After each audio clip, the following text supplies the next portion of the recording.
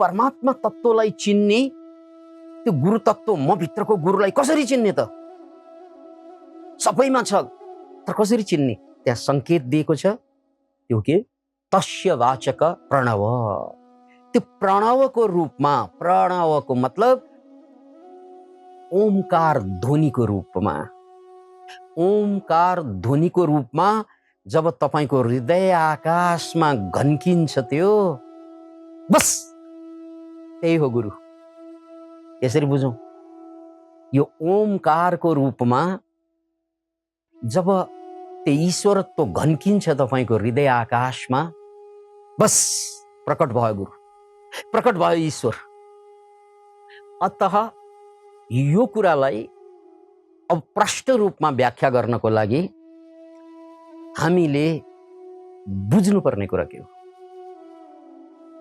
यहाँ त पतञ्जलिले भनिदिनु भयो, जुन दिनमा तिम्रो हृदय आकाशमा तिमीले ओम नभन्दा पनि, बाहिरबाट ओम भनेको नसुन्दा पनि अटोमेटिकली आप से आप यो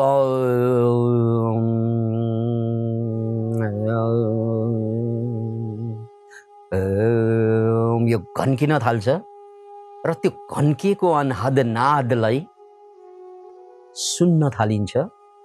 त्यही दिनमा गुरु प्रकट भयो। त्यही दिनमा अब तिमी मान्छेबाट ईश्वरमा रूपान्तरित भयो।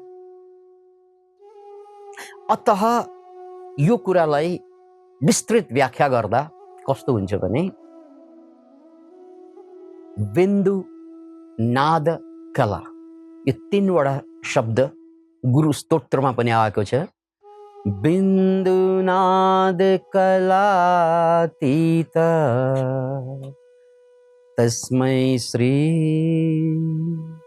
गुरवे नमः।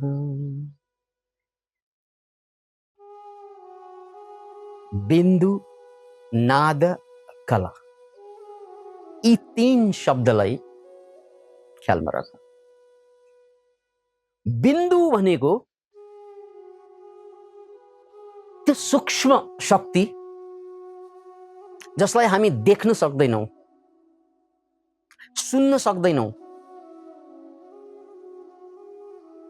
यो बिन्दु नै अव्यक्त, व्यक्त नहुने अवस्था हो परमात्माको। त्यसकारण परमात्मालाई, ईश्वरलाई हामी निरञ्जन, त्यसको कुनै रंग हुँदैन, निराकार, त्यसको कुनै आकार हुँदैन भनेका छौं। त्यो बिन्दुको रूपमा या अव्यक्त रूपमा या शून्यको रूपमा रहेको परमात्मा हामीले चिन्दैनौं, बुझ्दैनौं। त्यो परमात्मा तत्त्वलाई बुझाउनको लागि त्यो शून्यताले नादको रूप, त्यो ऊर्जाले नादको रूप धारण गर्यो भने अनि बल्ल गएर मान्छेले बुझ्न थाल्छ, यानी हामीले बुझ्न थाल्छौं। जबसम्म त्यो नादको रूपमा प्रकट हुँदैन तबसम्म परमात्मा भनेको विश्वास मात्रै हो, ईश्वर भनेको विश्वास मात्रै हो। त्यसकारण संसारमा एथेइस्टहरू छन्, भगवान सगवान छैन भन्नेहरू, र संसारमा फेरि थेइस्टहरू छन् जो दिनदिनै मन्दिर मस्जिद या गुम्बा या चर्चमा गएर भगवानको प्रार्थना गर्छन्। यो प्रार्थना गर्ने, पूजा आजा गर्ने यिनीहरूले पनि भगवानलाई त देख्ने होइन, किनकि उनी निरञ्जन निराकार हुन्। अनि छँदै छैन भगवान भन्नेहरूले पनि थाहा भएर त भनेको होइन। दुवैले अन्डाजिफिकेसन भन्छ नि, दुवैले अन्दाज के गरिरहेका छन् भने नास्तिकहरूले भगवान छैन भन्ने अन्दाज गर्छन्। थाहा चाहिँ केही छैन, अनुभव होइन, लागेको हो।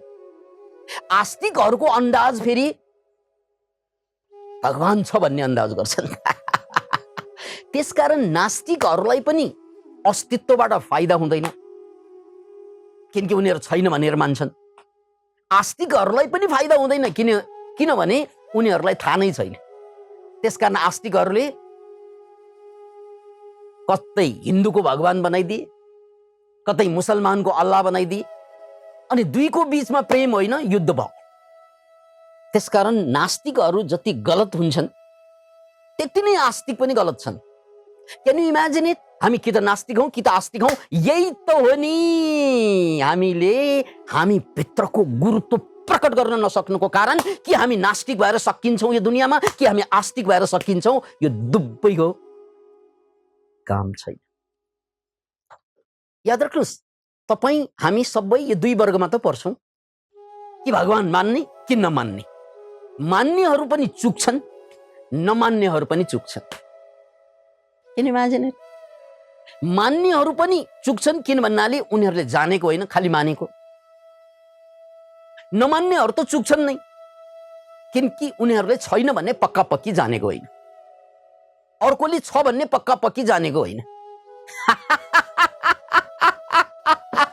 अब योगको बाटो तेस्रो बाटो हो।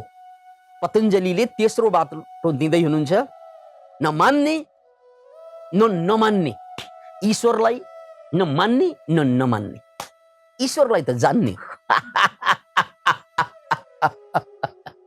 अब जान्ने कसरी? किनकि ईश्वर त बिन्दु स्वरूप, ईश्वर त अव्यक्त स्वरूप, ईश्वर त शक्ति स्वरूप। या देवी सर्वभूतेषु शक्ति रूपेण संस्थिता नमस्तस्यै नमस्तस्यै नमस्तस्यै नमः नमः। अब शक्ति त देखिँदैन, बुझिँदैन, थाहा हुँदैन। Can you imagine it? त्यसकारण यहाँनिर दिल खोलेर बुझ्नुपर्ने कुरा, हाम्रो बाटो मान्ने र नमान्ने दुवै होइन, हामी दुवैमा फँसिरहेका छौँ। त्यसकारण मेरा मित्रहरू, हे आत्मन, म भगवान मान्दिनँ, म भगवान मान्छु, दुवैबाट हामी सकिन्छौँ।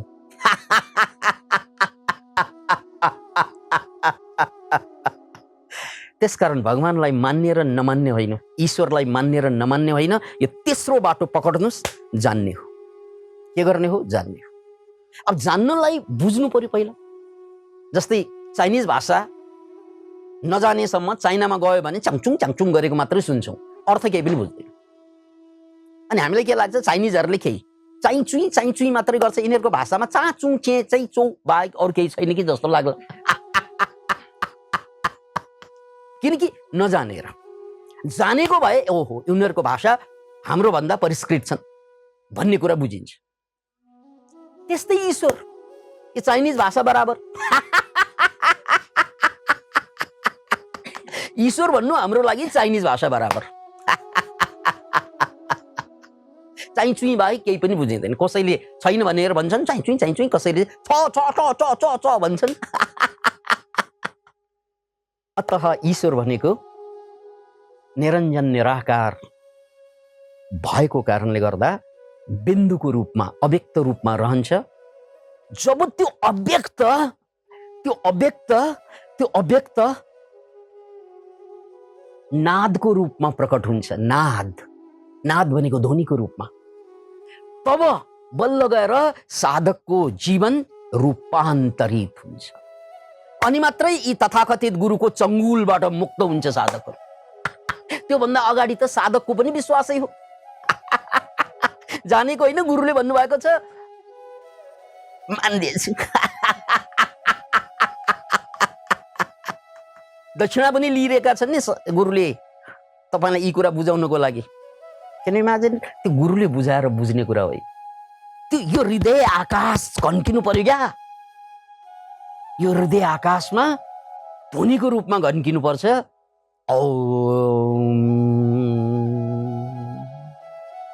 तपाईँ चुपचाप हुनुहुन्छ तर घन्किरहेछ भित्रबाट। किन? त्यही हो पतञ्जलिले भन्नुभएको तस्य वाचका प्रणव। याद राख्नुहोस् मेरा मित्रहरू, त्यसको नाम, त्यसको स्वरूप मान्छेले जान्ने कसरी? ममा मेरो गुरु, मेरो ईश्वर प्रकट भयो भनेर मैले जान्ने कहिले, कसरी? जुन बेला प्रकट हुन्छ ध्वनिको रूप। यार एउटी आमाले या एउटी केटीले म आमा बने भनेर कसरी थाहा पाउँछ? कसरी थाहा पाउँछ?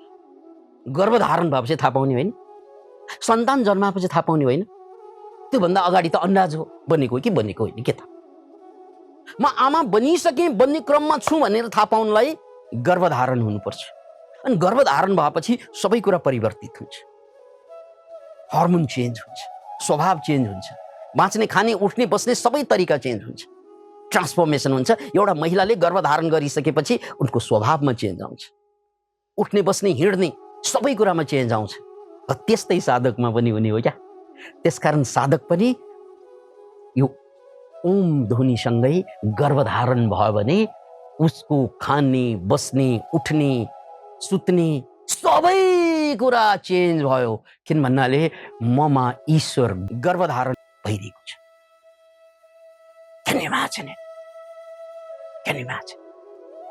त्यसकारण बिन्दु नाद कला। अब बिन्दु भनेको अव्यक्त, त्यो ईश्वर, त्यो गुरुत्व। नाद भनेको व्यक्त, नाद भनेको ध्वनि। कस्तो ध्वनि? यस्तो ध्वनि जो कतै पनि बजाइएको छैन, बजेको छैन, आफूले पनि बजाएको छैन। अनहद नाद। त्यो हृदय आकाशमा म शान्त छु, तर भित्रबाट ओमकार तस्य वाचक प्रणव। यो बुझेपछि अब साधक रूपान्तरित भयो, अब साधक गुरु भयो, अब साधक ईश्वर भयो। यो हो शान्ति। Can you imagine? यो बोध नभएसम्म साधक रूपान्तर नै। र मैले या यो व्यक्तिले, यो शरीरले जब भारतका विभिन्न गुरुहरू खोज्दै थिए, हरेक गुरुसँग संगत गर्दै थिए, बिलिभ नथिङ ट्राई एभ्रिथिङको सिद्धान्तलाई पछ्याउँदै, र यो व्यक्ति भारतको राजस्थानको सलेमाबाद भन्ने एउटा गाउँमा पुगी, जहाँ एउटा दरबार टाइपको भव्य आश्रम थियो श्रीजी महाराजको।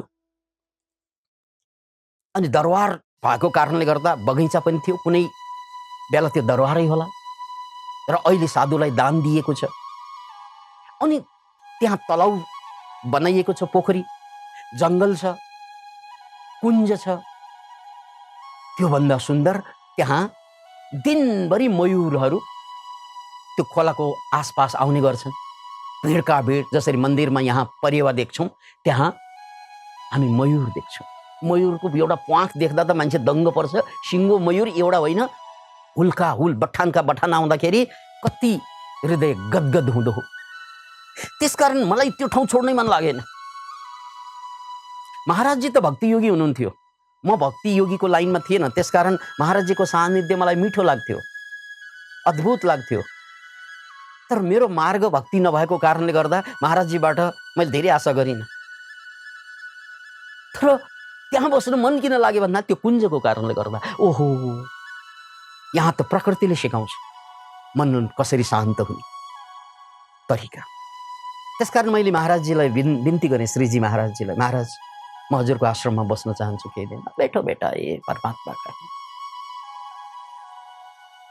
अनि बसेँ।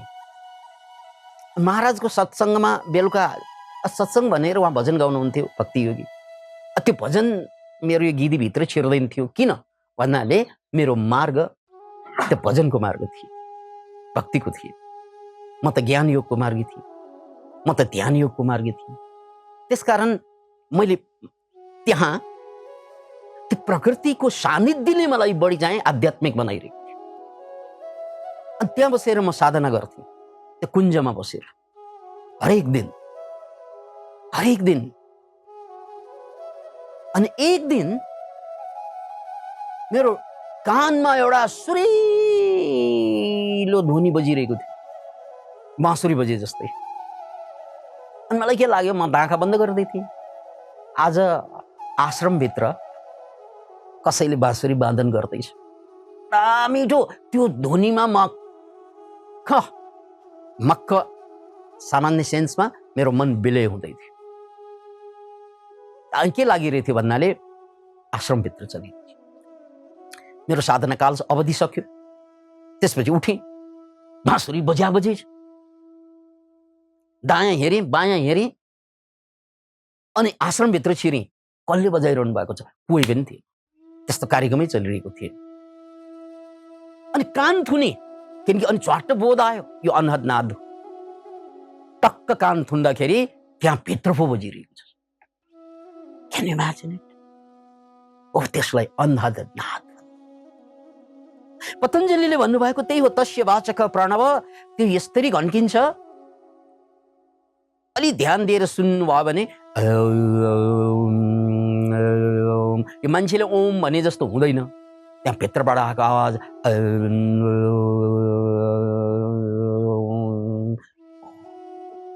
Can you imagine?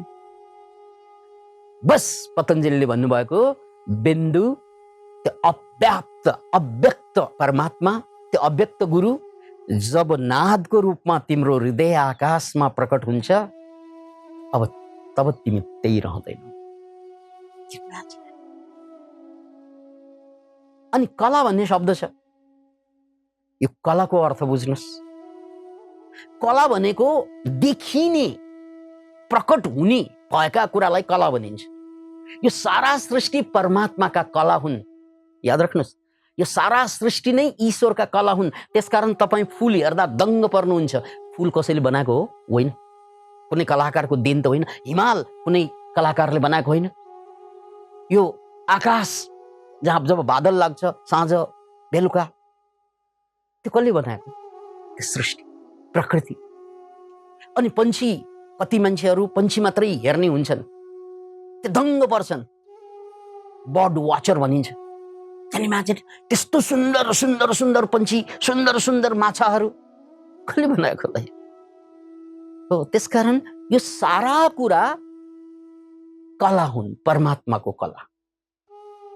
अतः यो परमात्माको कला अब अव्यक्त ऊर्जाको रूपमा परमात्मा, त्यही ऊर्जा जब ध्वनिको रूपमा प्रकट हुन्छ, आवाजको रूपमा, ध्वनिको रूपमा, ओमकारको रूपमा, अनि त्यही ऊर्जा, ओमकार त हामी देख्दैनौँ, ध्वनि त हामी देख्दैनौँ, तर त्यही ध्वनि गएर फेरि वस्तुको रूपमा रूपान्तरित भइदिन्छ, त्यो हो कला। अब हेर्नुहोस्, सबभन्दा पहिला परमात्मन, ईश्वर, गुरु अव्यक्त हुनुहुन्छ र त्यही साधना समझ बढ्दै गएपछि त्यही अव्यक्त व्यक्त भइदिन्छ अनहद नादको रूपमा। तस्य वाचक प्रणव, प्रणवको रूपमा त्यो व्यक्त भइदिन्छ। त्यो अव्यक्त थियो, अब हृदय आकाशमा व्यक्त भइदियो।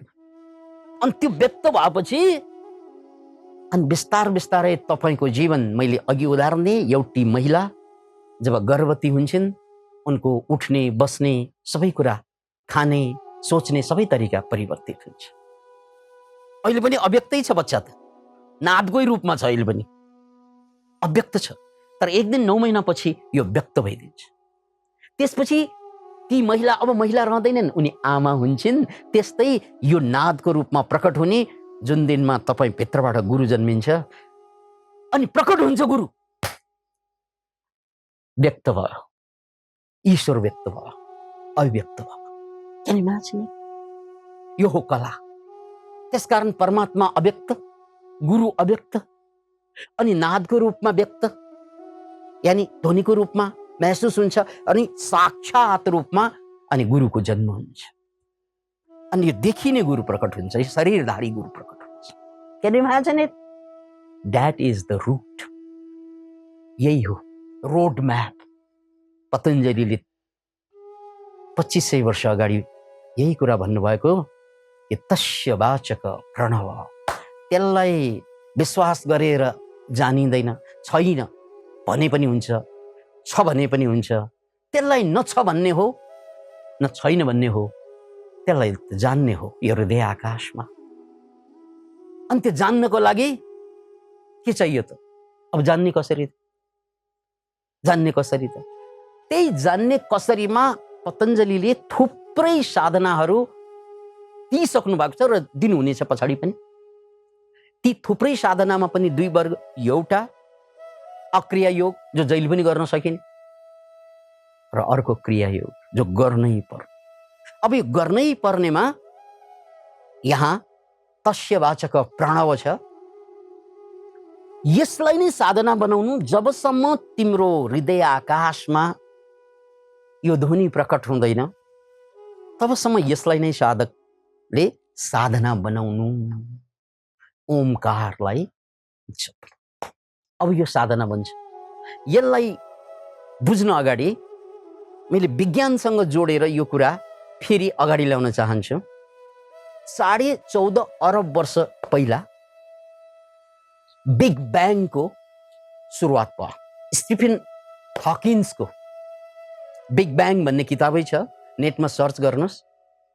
14.5 अरब वर्ष पहिला सारा यो सृष्टि अव्यक्त थियो। यो मैले विज्ञानको कुरा गर्दैछु। त्यो अव्यक्त ऊर्जा, विज्ञानको भाषामा ईश्वर भन्ने हुँदैन, ऊर्जा भन्ने हुन्छ। त्यो अव्यक्त देखिँदैन, त्यो पनि निरञ्जन निराकार ऊर्जा ब्याङ पड्क्यो। त्यो पड्कनुलाई नै बिग ब्याङ भनेको। बिग भनेको ठुलो, ब्याङ पड्केको कारणले पड्क्यो। पड्किएपछि के निस्कन्छ? आवाज, ध्वनि। योभन्दा अगाडि त्यो ऊर्जा ध्वनिको रूपमा थिएन, अव्यक्त थियो। तब जब पड्क्यो त्यो व्यक्त भयो। के को रूपमा? ध्वनिको रूपमा। र त्यो ध्वनि पछि एक पछि अर्को, अर्को पछि अर्को, अर्को पछि अर्को सृष्टि सुरु हुन थाल्यो। एउटा वस्तु पछि अर्को, अर्को, अर्को, अर्को। यसरी आज 14.5 अरब वर्ष पछाडि हामीले सुन्दर पृथ्वी पाएका छौं, सुन्दर ग्यालेक्सी पाएका छौं, मिल्की वे पाएका छौं, ब्रह्माण्ड पाएका छौं। यो सारा ब्रह्माण्ड कुनै बेला शून्य थियो, ऊर्जाको रूपमा थियो। र त्यो ऊर्जाको रूपमा अव्यक्त भएको ब्रह्माण्ड एक दिन बिग ब्याङको रूपमा बाङ पड्केपछि ध्वनिको रूपमा प्रकट भयो। अब ऊ प्रेग्नेन्ट भयो। यो ड्वाङ आउनु भनेको प्रेग्नेन्सी हो। अब त्यो प्रेग्नेन्सी सुरु भयो। अनि त्यही प्रेग्नेन्सी कालान्तरमा गएर जसरी चाहिँ महिलाले बच्चा जन्माए जस्तै, अनहद नादले गुरु जन्माए जस्तै, त्यही बिग ब्याङले, त्यो ध्वनिले अन्ततः सारा सृष्टि जन्माइदियो। Can imagine? यो साइन्सको कुरा। अब यसरी साइन्सलाई पक्रेर जानुस् अथवा पतञ्जलिलाई पक्रेर जानुस्, पुग्ने ठाउँ एउटै हुन्छ। यता ऊर्जा अव्यक्त, उता ईश्वर अव्यक्त। यता ध्वनिको कारणले सृजना भयो, उता अनहदको नादको कारणले गुरु प्रकट भयो। कुरा एउटै भएन? त्यसैले बन्धुहरू, अब यो ओमकारलाई हामीले कसरी प्रकट गर्ने भन्ने कुरामा पतञ्जलिले 27औं सूत्र 28औं सूत्रमा व्याख्या गर्नुहुन्छ। र ओमकारलाई सही अर्थमा जप्दाखेरि यसका लाभहरू, एकातिर भौतिक लाभहरू हुन्छन्, स्वास्थ्यका लाभहरू, शान्तिका लाभहरू, अर्कोतिर यसबाट तपाईँ भित्रको ईश्वर साक्षात्कार हुन्छ। Thank you.